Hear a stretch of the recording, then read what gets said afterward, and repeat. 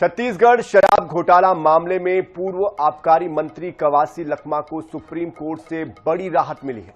Jail में बंद कवासी लखमा आज रायपुर सेंट्रल जेल से बाहर भी आ जाएंगे और ईडी ईओडब्ल्यू से जुड़े हुए मामलों में उन्हें अंतरिम जमानत मंजूर कर ली गई है। जमानत की शर्तों के तहत लखमा को छत्तीसगढ़ से बाहर रहना होगा। हालांकि कोर्ट में पेशी के दौरान वो छत्तीसगढ़ आ सकेंगे। इसके अलावा उन्हें अपना पासपोर्ट जमा करना होगा। अपना वर्तमान पता, मोबाइल नंबर संबंधित पुलिस थाने में दर्ज कराना अनिवार्य होगा।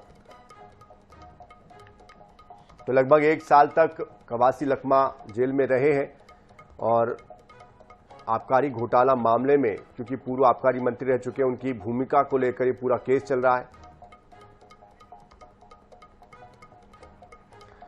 और इस पूरी खबर पर अधिक जानकारी के लिए मोहम्मद हसन हमारे साथ जुड़ चुके हैं, हमारे संवाददाता। मोहम्मद हसन, आपसे जानना चाहते हैं कब तक कवासी लखमा बाहर निकलेंगे और साथ साथ अब अगर चूंकि उनको सुप्रीम कोर्ट अगर बेल दे रहा है तो संबंधित जो दूसरे और जो संदिग्ध थे जिनके ऊपर आरोप थे या जो जेल में बंद थे, क्या उनके लिए भी एक रास्ता खुल गया है? क्या इस पूरे विषय को लेकर जानकारी?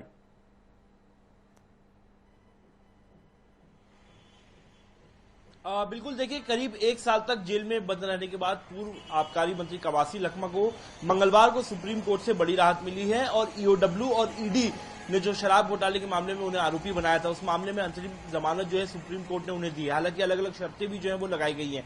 फिलहाल अगर बात करूं तो मैं रायपुर जेल के बाहर हूं, तस्वीरें आपको दिखा रहा हूं। यहीं पर जो पूर्व आबकारी मंत्री कवासी लखमा है वो जेल में बंद है। आज उनकी रिहाई होगी। लगभग 3 से 3:30 बजे का समय जो है वो बताया जा रहा है जब कवासी लखमा जो है वो जेल से बाहर आएंगे।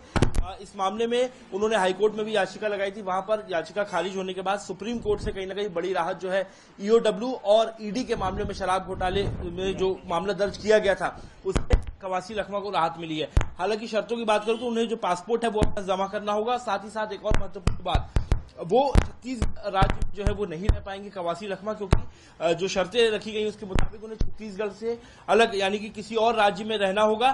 साथ ही किसी भी गवाहों को वो प्रभावित नहीं कर सकते और उनका जो पासपोर्ट है वो भी उन्हें कोर्ट में जमा करना होगा। किसी भी नियम का उल्लंघन करने पर सीधे जो जमानत याचिका है वो कैंसिल कर दी जाएगी।